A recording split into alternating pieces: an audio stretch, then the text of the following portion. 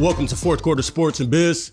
I'm your host, Marcus Tuggle, and today I have my guest with me, Chris Harper, high school teammate, definitely a guy who's inspired me a lot through my life. So today it was very special to me to bring him on. First, I would like to just welcome you back to Kansas at that, because I know you out in Cali. So, I want to say thank you for taking your time to come and see me today. So, first I just kind of want to catch up with you and see how you're doing. But I'm going to really just jump right into it, man. I remember, I was a freshman in high school. Chris was getting onto the bus, seeing a big dude get onto the bus. I think he was scratching his head a little bit. And, I remember telling my brother, like, man, who was that dude over there? And, he said, oh, that's Chris Harper. He pretty much knew him already. And I never knew Chris because I was a freshman just coming in. And, I remember I was walking past Chris and I was sagging.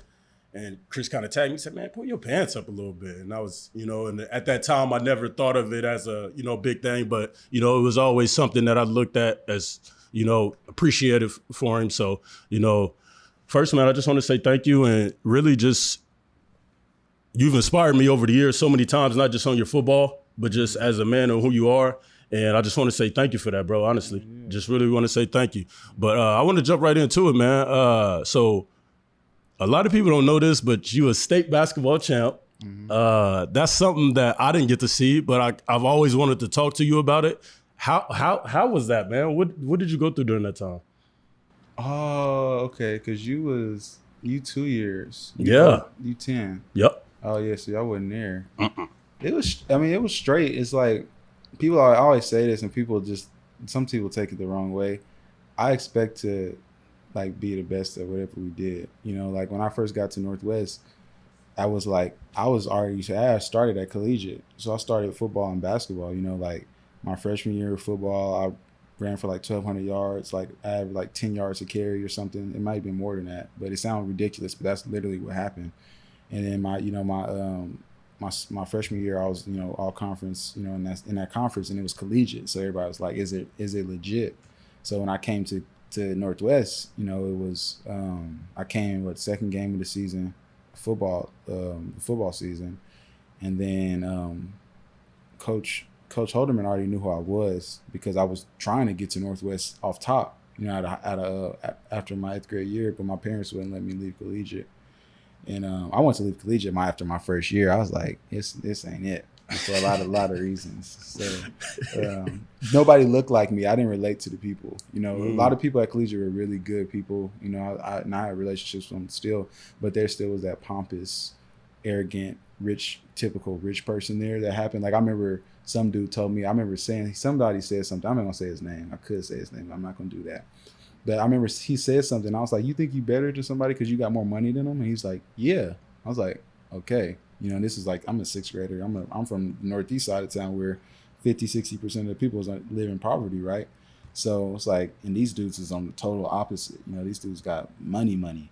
So I was trying to get out there after my first year. So then I had already had success playing basketball. So me, playing in Northwest, I was expecting to walk right in. And I played. I actually didn't start until like a quarter way through the season. I was playing JV. I was hot. I was like, this dude got me playing JV. I was like, this dude. Wow, I never knew that. Yeah, I played JV at the beginning of that season. And I was hot. He knew it. I was like, man, this dude got me out here. Like, he playing me. He like, that's where I really felt. I'm like, you playing me right now. I was like, because I was, I had already started getting recruited for basketball like my 8th grade year, in the summer, because I play AAU all the time. So we play everybody. We played Kimball Walker. We played, it's a whole bunch of dudes that I'm blanking on the names, but we played NBA players, and we was giving dudes work. So like, the coaches is coming to see them play. Yeah. So they seeing us, and so it's like I was already getting like looked at for basketball. Then this is like when Memphis was good, Texas Tech. Like this was when these teams were good, and they were sending me stuff then. So I'm like, I'm definitely about to go D1. And it's like then I get to Northwest. I'm like, this dude is playing. It's like, do he know? I'm like, do he know this? So I was the way the season started. I was real hot, and then I think.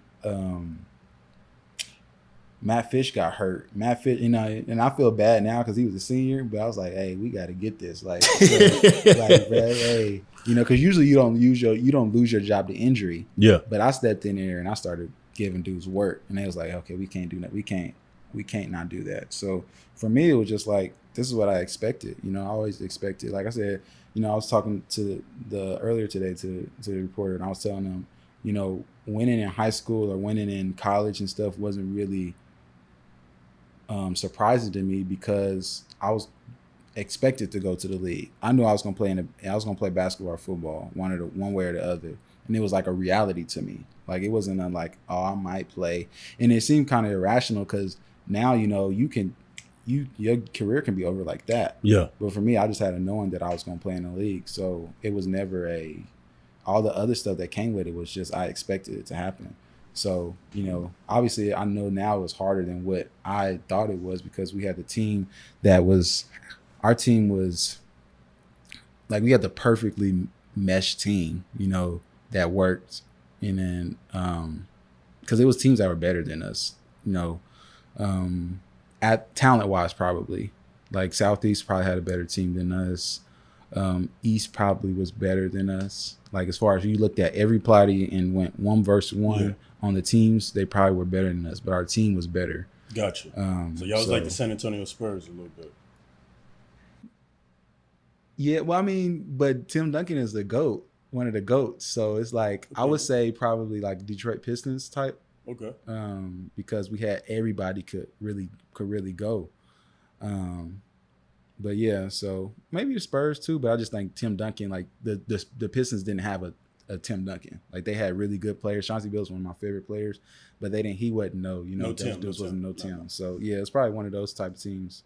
And that's when I think our coach liked that too, because he wanted everybody to be able to score, and all of us could really decently score. Jordan, TJ, James. You played with some greats, man. Yeah. So, yeah. And so you, like you said, you know, when you was at collegiate and, you know, Teddy, coming from poverty. hold on, I want to knock you out. Teddy Nolan. I don't want to leave Teddy out there. Teddy. Oh, okay. Teddy. Okay. So with you coming from collegiate onto the Northwest, like you said, you know, most people on the Northeast side, you know, we're coming from poverty. Yeah. You know, my thing I want to know is, like, bro, with a guy like you, man, and how much talent you have, I'm not going to lie, I always wondered, like, how do Chris be so calm? And I'm going to say this, bro, because it's like, I see guys with talent. I see guys that got this, that got that. Bro, you've always been the same, like the calm, like you don't let nothing too much get to you. You know what I mean? I've seen you in game moments, like you just always took it calmly and accepted yourself. And like you said, it might have been you just knowing that you know what you want to do. Mm-hmm. But like, I've always wondered, man, because I know of me myself, if I'm as athletic and having your abilities, I'm gonna get a little arrogant. I'm gonna you know what I mean? I'm going to act out a little bit. Yeah. But you, man, I promise you, man, I've never seen a time where I can be like, man, Chris was wilding out, y'all. Like, Chris was bugging. Like, I've never seen that. So I've just always wondered, like, how do you do that, man? Like, is it just due to your background of how you was raised, or just, like, something that you just always kept with yourself on how you was going to keep yourself going forward? I think it was, obviously, you know, raised plays a big part in that, too. But I think it was, I always had a plan of, you know, and I could have even been extreme with it when I was in school, but like, you know, when I watched all of the older dudes before me, and I was like, what kept them from going further? And it was always grades, it was always attitude, and it was always babies, right?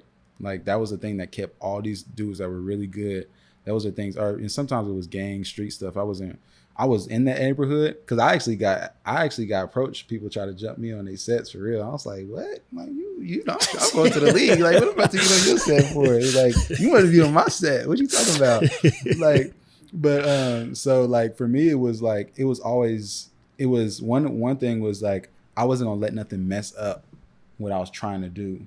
Like, and I was really extreme with that. Like, even, you know, with relationships, with things like that, and even I was probably even guarded, you know, around people, because I wasn't like gonna let nothing mess up what I was trying to do. So that was probably a little bit of the calm. And like I said, I had said this earlier today too. I was like, sometimes I really didn't even live in the moment. Like, I remember being in, after we lost my senior year in high school football, I remember just being like, okay, it's on to the next thing. Like, it's always been that, because I was always trying to get to that certain point. So like, it calls you sometimes, if you're looking so far ahead, it causes you sometimes not to really be in the moment like that. And I think that was one of the things that I probably regret some, is like not just being real present at some of the times. So that's probably why I could be calm, because I'm like, this ain't gonna make or break nothing I'm doing, because I got a whole bunch of stuff I'm doing after this. So that was probably part of it. Because I don't remember, like I said, it was the way I was raised, but I don't ever remember. I'm like raised, Pentecostal, Church of God in Christ. So if anything, I would be super like emotional and you very, because that's the culture in church. It's really Black church. They shout a lot and they super, expressive. But because that's what I seen, because both of my grandpas was pastors. So that would be the the MO, but that wasn't, for me, that was never the the thing. Like, and I think also it was another thing, was one thing that I always noticed about myself was that I was very expressive with my teammates' success. So like, especially in college, like when my teammates was getting off, I was super excited. But when I did it, I was like, because I expected to do it. So Gotcha. that was probably one of the things. It was always an expectation that I would do what I was doing. And it's not so much shade to my teammates that I didn't expect them to do it, but that was when I became expressive, was for that kind of stuff. And yeah, man, because I and correct me if I'm wrong, I remember in high school, every time Chris did do a move or move around in high school, everybody paid attention. And I think it was Pete Carroll came to Northwest. Mm-hmm. I was shocked. This was at the time Pete Carroll's coach for USC. Dude, I was shocked. You know what I mean? And well, looking at Chris, you wouldn't be able to tell he was shocked. So I remember Pete Carroll, and I remember Coach saying, "Hey guys, we gotta move around. Chris is about to meet with Pete Carroll." And I was like, "Pete Carroll?" I remember, Pete Carroll's name, and I'm like, "Chris, like the dude that rides my bus, like that dude's meeting with Pete Carroll." And the reason I say that is because, bro, like you've always been on that spotlight. Like you've never had a moment to where somebody wasn't worried about what Chris was doing. It was always Chris is under the light. Chris is being seen as this, as that. Like you, from the camps to tryouts to teams. I mean, I think at one time you were looking at by Notre Dame as well, correct? Yeah, they came to the school. So like, again, bro, you got to think about this. Like a normal guy wouldn't be able to accept the things that you have and really just keep on moving forward like that. Like it's always some hiccups, like you said. It's always some hiccups in it and things like that. So I think you've really taught not only myself, but you taught a lot of people to really stay focused without even saying it. Yeah, I think it's like you gotta have a realistic expectation, because I'm not one of the dudes that tell people to dream and do whatever you can be, whatever you want to be, because I think that's a lie. Because it's like, as much as I want to be whatever I want to be, I can be what I can be inside of the gifts God's given me to do, or the talents. Like people be like, you can go do whatever. It's like, bruh, you are 5'10". You're 5'8". You're not about to be Michael Jordan. You know, like you have limitations on what you can do.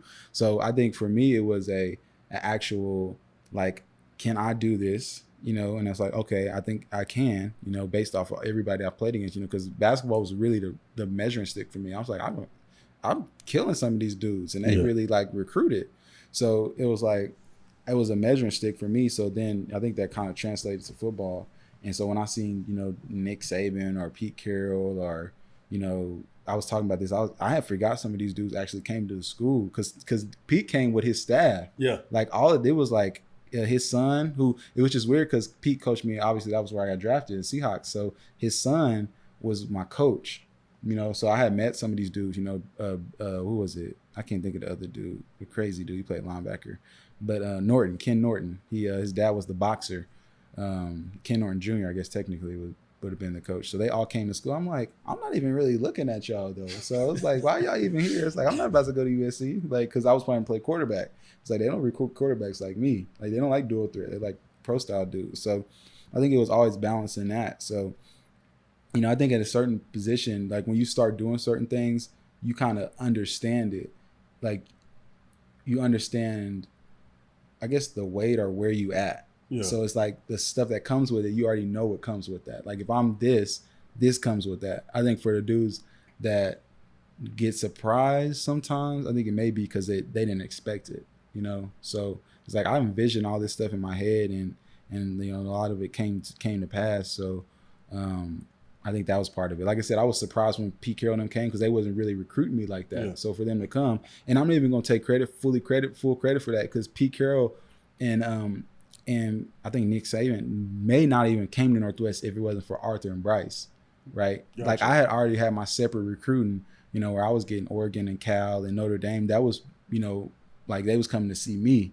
But Pete Carroll and Nick Saban and I think Urban Meyer too, they came because of I could play, because Arthur and Bryce, but it wasn't like I couldn't substantiate them coming. So it wasn't like we gonna go see this dude. He can't really even play, but we gonna come. But I could actually play. So they came because of Arthur and Bryce, and they was in town, and then they came to see me. So I'm not even gonna sit up here and like they came just to see me. Because they didn't. Yeah, they didn't. They came, that's and I think that's part of the reason why I think there's a lot of humility and stuff, because I'm never one of the dudes. I actually think this is dumb. Is when dudes be self-made. Like, what does that even mean? Like, in essence, like you was a sperm in somebody's like testicles, so you couldn't have been self-made. Yeah. Like it's just like in the like simple DNA terms, you couldn't be self-made. Like you had a mom and you had a dad. Even if your mom or dad was trash, you still inherited the goodness that they had. So it's like I don't even like. From like a super basic sense, I don't like the term self-made. So it's like their success helped me. Obviously I did the work to keep myself in that position, but their success helped me a lot. So. Got you. So, like you said, moving forward after high school, you was pretty much on this what's next thing.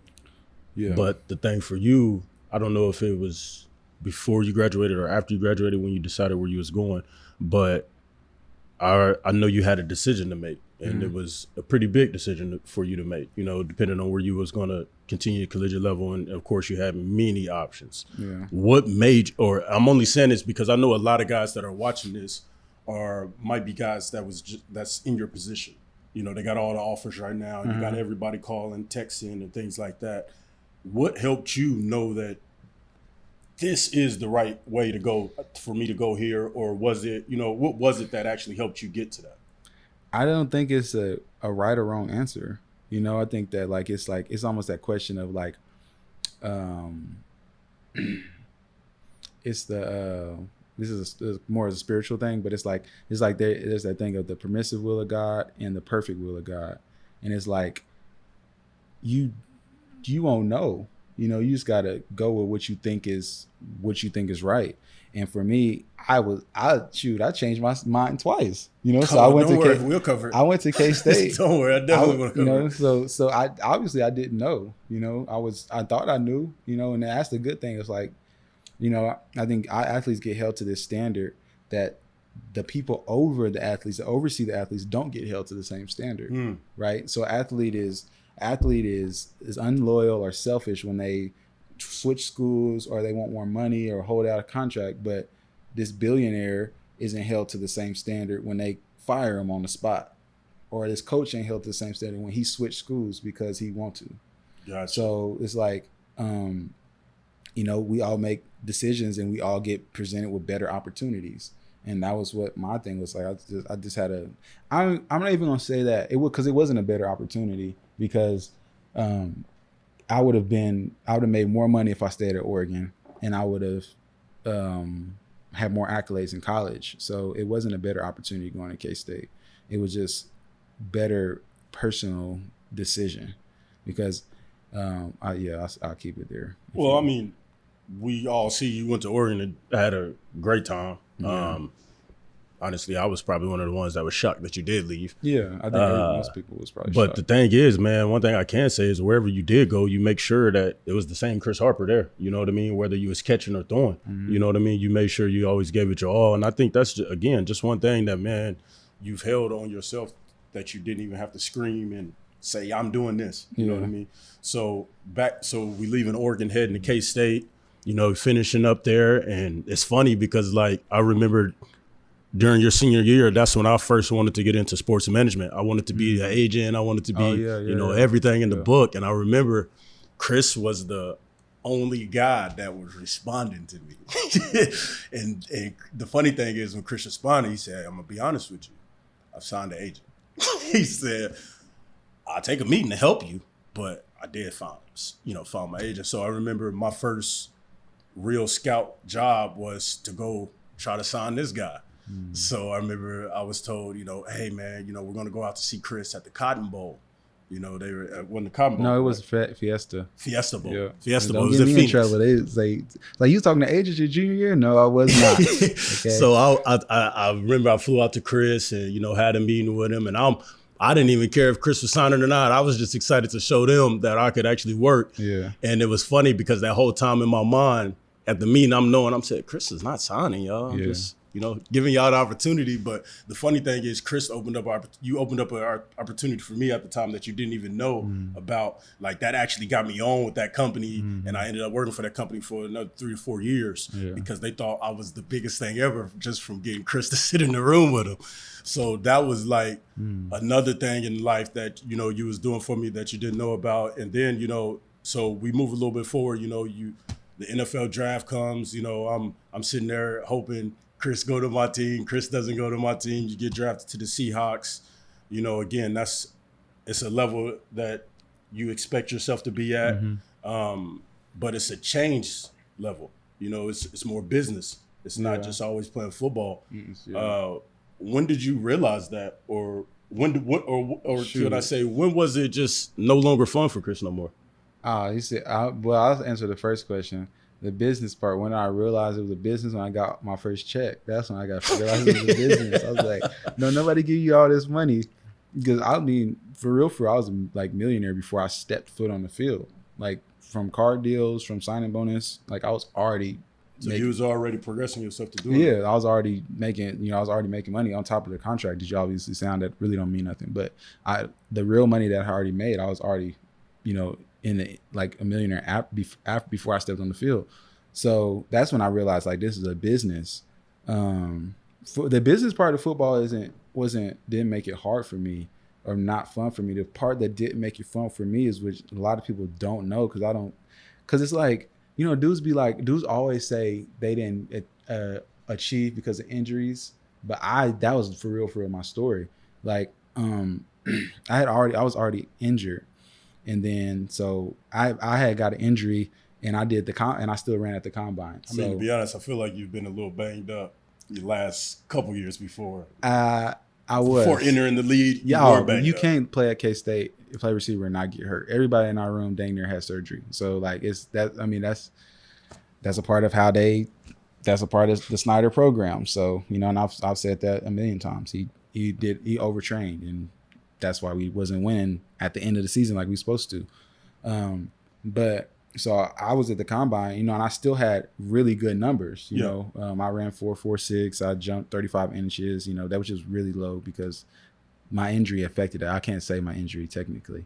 So, but I can't say the other stuff. But I still tested really well, and I was 230, right? So dudes don't do that at 230. So I get to Seattle, and obviously I already had injuries, and then I messed up my Achilles.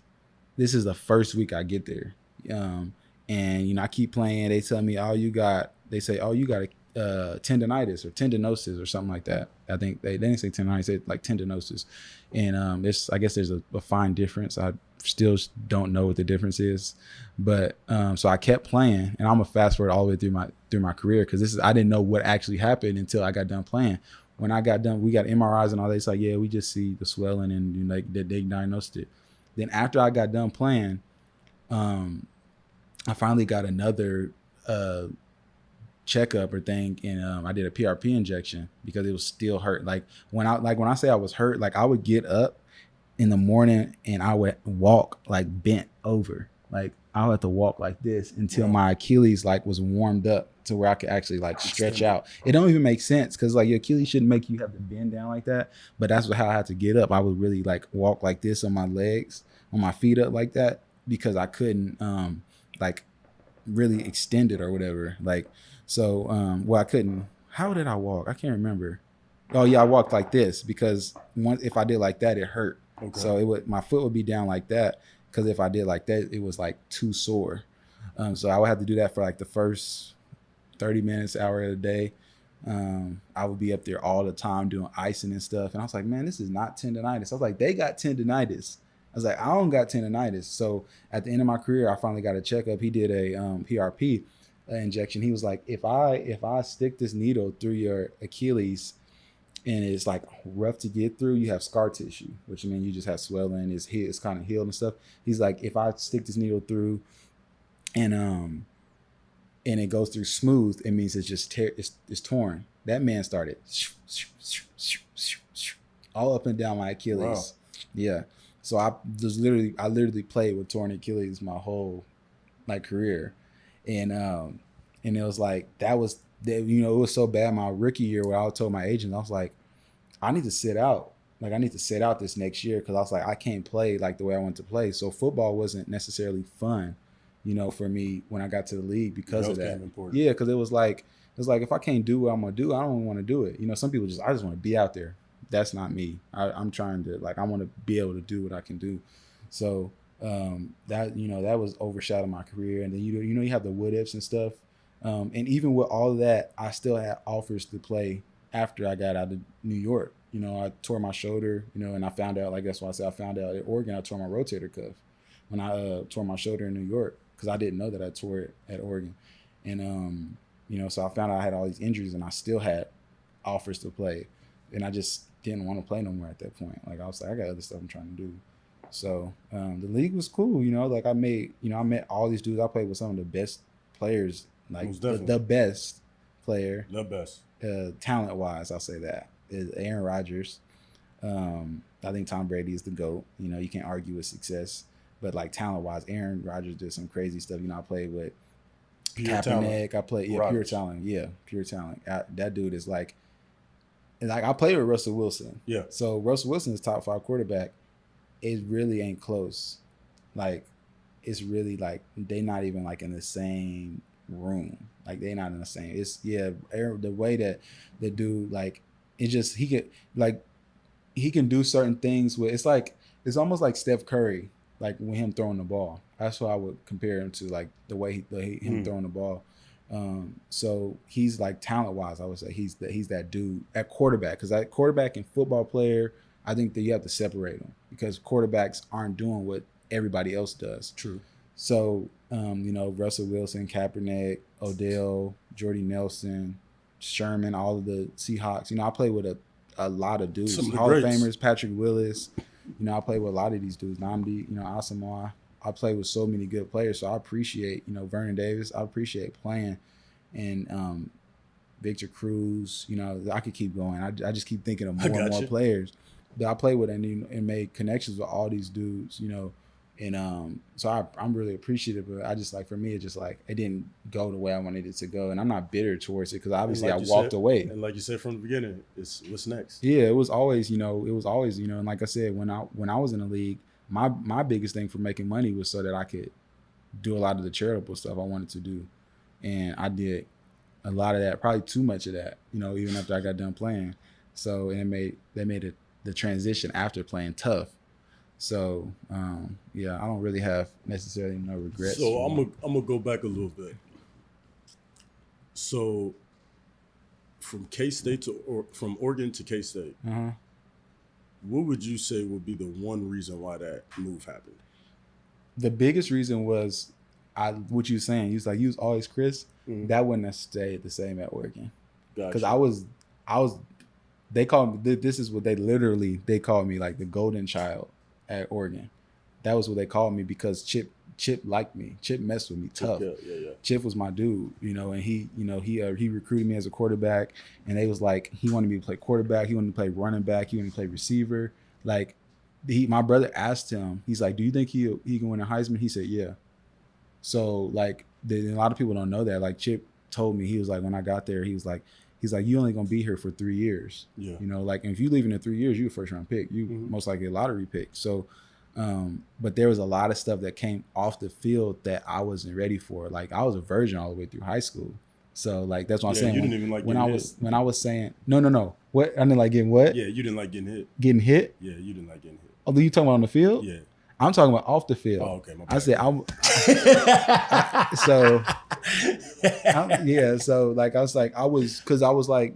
I said one of the things that kept dudes from going to the next level was babies. Yes. So the first time, I was in the virgin, lost my virginity in Oregon, and then it came like when I was in Oregon, I didn't talk to girls. They got my number.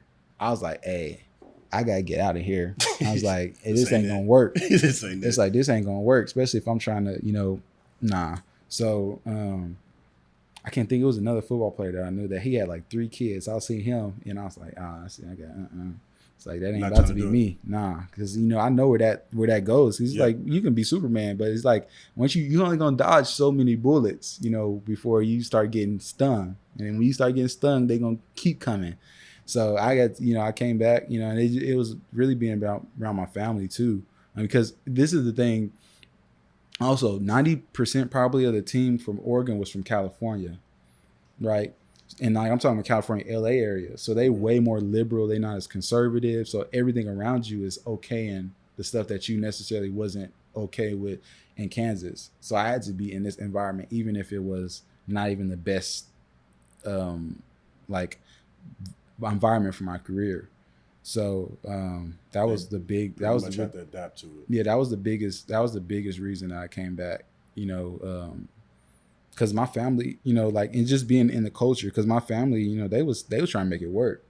Let's do it. Oregon was trying to make it work. That's why I wouldn't leave. They did what they tried to do. So I talked to some of your teammates about Chris. So you did a strike in K-State, correct? Yeah. Oh, yeah. What was? I just want to know this story because I've heard the story. It's pretty crazy. And I was like, man, it's Chris. Oh yeah, that was the one thing for me. Is like, for me, it's not hard to speak up for what I think is right, even if it's controversial. It's not hard for me to do that.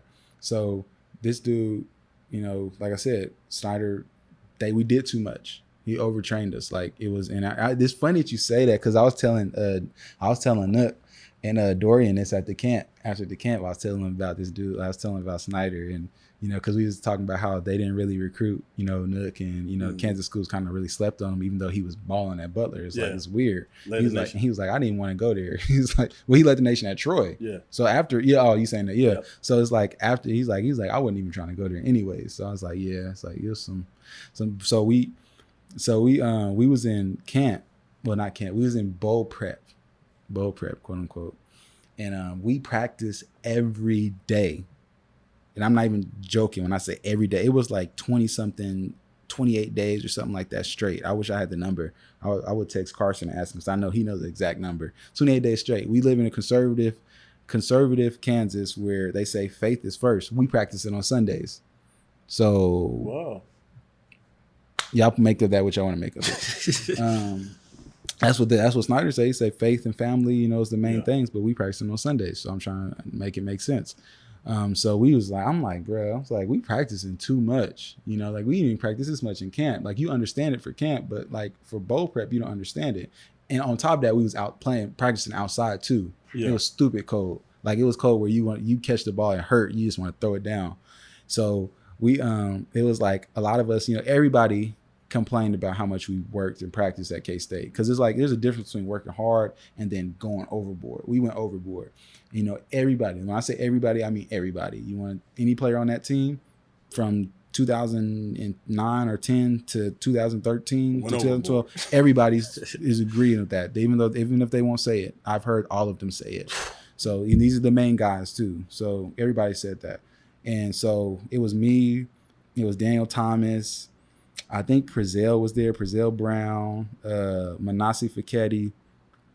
And there was a lot of other people that was like, yeah, it was like, we ain't going up to practice today. It was like, we ain't coming today. So we sat down in the locker room and we just waited. But slowly, once it gets close to that time, you start seeing dudes creep out. Like, oh, let me go ahead and get out of here. Go ahead, meet y'all at the field. I'll meet y'all, see what, Godspeed, God bless you, God be with y'all. They start walking out. So then I think Kenny Mayfield was in there too. And then Kenny's coach come and get him, and Manasi. And then it was like me. I think Prezell's coach came and got him. So it was Aubrey Quarles was in there too. I don't know if AD was in there or not. But so it was me, Aubrey, and I think DT was in there. DT didn't care because DT was going to the league. So he's like, he went second round. He didn't care. So it was like me, Aubrey, and DT still in there, the last man standing. And they eventually get us out there because we had a meeting. And and we had a meeting about practice, and and Tyson was on his team too. And Tyson, it's like, so we started talking, and Tyson Hartman, he's from Wichita for people watching. And he was like, Tyson is, black and white. So this was a perfect time. He comes in, he says the politically correct thing in the right way, in the right thing to say. So it wasn't, when I say politically correct, usually it's negative. But when he said it was right, he's like, I just think we need to find a way to merge us working hard and taking care of our bodies. Like, because, I'm saying we practice 3 hours. We at least practice in 3 hours, like during the season. He's like, we can find a time like 2:15, 2:20 or something where we don't have to basically destroy ourselves, to practice. And we started talking all that stuff. And then one of the players, one of our backup quarterbacks that didn't play was like, nah, man, we practicing. I was like, you don't even play. Like, what are you talking about? Like, you're not going to get no reps today. Like, you just stand, you might throw the ball a little bit on scout team. So we ended up practicing, and this dude, Snyder, he'd leave. We go practice, and we have ultimately practiced, and Snyder go to his office. He took his ball and went home. Like, he was like, all right, we're going to leave. So, these are the kind of stories that I usually don't tell, because when people don't understand, they don't see the program and see there's reasons why I feel the way I feel towards K-State and my time there is because of stuff like that. Like, you brought the meeting together, but then we say we practice, you dip out. It's like, yeah, you're definitely not the first player I've heard this experience about at K-State. Yeah, so but just to kind of move it from there, we don't want to make it Wildcat over here. Like I said, I'm not trying to. I'm trying to bash the dude. He done playing. I just but I'm not gonna not tell the truth about what happened. It's because people feel like, I'm gonna say this before. That's the one thing that needs to be out. Yeah, some people. Well, there's a lot of other stuff that probably should be out, but I'm not trying to bash the dude, because it's like me telling the truth about what happened doesn't help me. Yeah. Like, I'm a dude from Kansas that's still gonna try to do business in Kansas with K-State alum. They they kind of low key worship the dude. So that's like a lot of dudes idol. I remember I was telling somebody about, it's like, they was like, they almost took it offensive that I said that. I was like, it was some good, it was some bad. They asked me how I felt about him and stuff like that. And it was like, they like, I talked about their family, and that's how they look at it. So it's like, but for me, it's like, just because a person has, some flaws and it doesn't change the good stuff that they did, but it doesn't mean that he don't have flaw areas. Gotcha. So it's like, I'm always tell the truth about it, and at the same time protect them, because there's some real stuff that I can say that I don't say. Yeah. So it's like I don't get nothing out of it. I just tell them the truth because it's the truth. So moving forward to today, you got these college guys getting paid for their name. I'm a huge supporter of it, but I would say I was probably one of the ones that didn't do my homework on it all the way, because now I can see where the issues are. Mm-hmm. You being an actual player and going through it, how would you feel about what's going on today? I always said that players should get paid, but they shouldn't be able to touch all the money. So my view was I was happy for it, because I think that I'm not gonna say slavery or indentured servitude and all that stuff, because it's stupid. Because like slavery, they didn't sign up for it. Yeah. Football players signed up to play football, knowing the rules and the circumstances. Slaves got pulled out of a whole country over here and killed. It's like, it's stupid. People always say that. I just like, shut up. Like, it's almost like your point, even if it's good after that, it's like, it doesn't matter after you say that. So, but it's like it was there's a grave like manipulation. There's a very tone, like, you're taking advantage of people, because the majority of college athletes that are good come from backgrounds where they really don't have a choice. Yeah, quote unquote, they don't have a choice. They have a choice, but they don't have a choice, because it's like, this is my way out in a sense. So it's like, this is better than not doing it. So I have to kind of deal with it. So my thing was like, yeah, they should get paid. I don't think that they should be able to touch all the money. I think that they should be able to, and this will help the schools, because like, you got big players in your team, you can put it in a savings account and you take the little interest of it, so you still make money off of it, and they get the money when they're done, because most of these dudes ain't going to the league. The percentages, they say something like 0.2% or 2% or 1% go to the league. It's like, no, it's not, because they take the seniors that's come out of college or something, and then they take the NFL players, but you totally disregard all the players that came out of high school that play football. Gotcha. It's like, so all the players that play football, you should take the number of the people that get drafted and divide it by that number. And that's where you really get the number of how many people. Of how many guys. Yeah, that's where you get the real number. And the real number is like, I was saying this the other day, and people always think I'm exaggerating, but I'm not. It's like 0.002 or something like that, something crazy. It's like the number of people that make it to the NFL is less than the number of people that enlist in trying to be an astronaut. So the people that go to the astronaut training, that actually like put themselves in for like applicants for the astronaut training, you have a better chance of making that than you do for NFL. It's like, it's that low. So it's like, why do people, I don't know why it took so long for NFL players, for college players to get paid. It's like, it's dumb. It's like, why would you not pay these dudes, you know? So and my thing is just scary. My thing is scary because it's like, it makes me think of the 30 for 30 broke.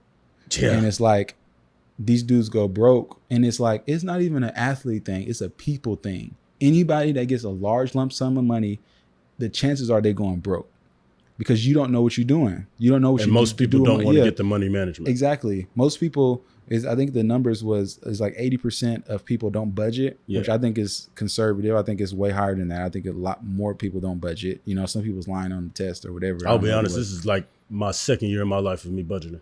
Most people don't budget. So most people would get that money and trick it off just like NFL players, NBA players do, you know? So it's not an NFL, you know, and I think it's a little racist undertone in there. I ain't even gonna lie, because it's mostly black people that haven't had money, you know, like, cause you know, a lot of white people have been around, or, you know, I'm gonna say a lot, but there's a good number of people that have been around people, and, you know, kind of, you're more familiar with money than black people are in a large sense. I'll say that. So it's like my thing is that I really hope is that these dudes have like, and this is where I think that it shows the true colors of the people that are over like the NCAA and stuff and making the rules, because I think it should be mandatory that they take financial literacy classes. Well, there is. That's one thing. There is a financial literacy class. Is it mandatory? That's what I'm not for sure about. Okay, but they do have something like that. But the only thing about the class is it's been called basically as if me and you were learning how to count dollars and $5 bills. So it's like super basic. Yeah. So it's like, I mean, because if it's the same thing we did something that was like a 1 day, 1 hour thing. That's what it is. Something like that. That's trash. I'm talking about like a real class. Oh, like no. Like where these dudes is going, like, even if they don't know, they're going to think about it. Like, it's like it's going to be a common thing. It's like, oh, I need a financial advisor. Yeah, it's nothing like that. No. So it's like, that was the thing where I'm like, that's a scary thing for me. Cause it's like, you know, and this is kind of jumping off, but it's almost like the reparations conversation. It's like, it sounds bad. I don't want y'all to get reparations, because you're going to start seeing all kinds of people go stupid, like buying stupid stuff. Like, and it's like, then the worst thing is like Jay-Z has a song, it's called Most Kings. He was like, is it better to have it or not have it at all? Right. And he's like, the song's like most kings get their heads cut off. Yeah. So being at the top and then being at the bottom, it's like, it's nothing worse than being able to have 7 figures in your bank account and then having $25 in there. It's like, you're gonna know what like hurt and regret feel like. That's feel like that's what happened. Should've. Yeah, that's what you would feel like happened. Then you would have regret that you wouldn't even know that you wouldn't have had if you never got money. Yeah. So that's my thing, is I hope that they make these dudes take financial literacy classes. I think that it's going to be interesting, because I'm not going to Kansas State if I can go to Alabama and get paid $1 million. Yeah, because you got see, Nick Saban just came out and said the quarterback that they have there hasn't even played it down. I think he's a freshman. Mm-hmm. And he's already made over $900,000. And he's against it. I would never, and with that, I'm obviously use Alabama as an example of a prestigious school, because I would never go to Alabama just because he said that. So it's like, you don't even care about my best interest. You making how much? You make $10 million, $12 million a year, but you think that I'm supposed to be cool with just getting this education I'm probably not going to use, like, because most schools don't care. And this is the thing, I do want to say this: most of these colleges do not care what you go to school for. They only care is that you graduate and keep their graduation rate up. They could care less if you get a, this is why you seen like in the 90s and the early 2000s, you would always see these star players in like general education or general studies. General studies. It's like, that what still does that happens even today. mean? Yeah. Like, what is general studies? You a master of nothing? Like, so you don't have a degree, you can't do nothing pretty much. You just gonna be a football coach or something. So it's like, these schools don't care about your education. Like, I don't care what they say. We take a visit for, you take a 2-day visit, 3-day visit. You meet with the academic advisors for 15 minutes. The whole time. The rest of it is about football, but they say you're a student athlete. So like for me, I would never go to play for Alabama after Nick Saban says that. Like, it's like, you didn't even care about me. Yeah. Like, you just about with yourself. Like, why would it doesn't even hurt you? Yeah. Like, literally, it doesn't hurt you at all. Like, not taking nothing out of it. We're not taking nothing out of your pocket. It's probably gonna put money in your pocket because Deuce is gonna want to go to Alabama more. Now it's not now you're not gonna get the Deuce that could go to Alabama, but I'm gonna go to Illinois because I can play right away. I'm gonna go to Alabama because I can get paid. Mm-hmm. So it's like, I don't even get what that statement helps. It doesn't even help you. So it's like, it shows like people's real colors and how they like look at, you know, athletes and players. Gotcha. And just to wrap it up today, so you've been into music, but now you're starting to actually release more music to the public to let people hear. Uh-huh.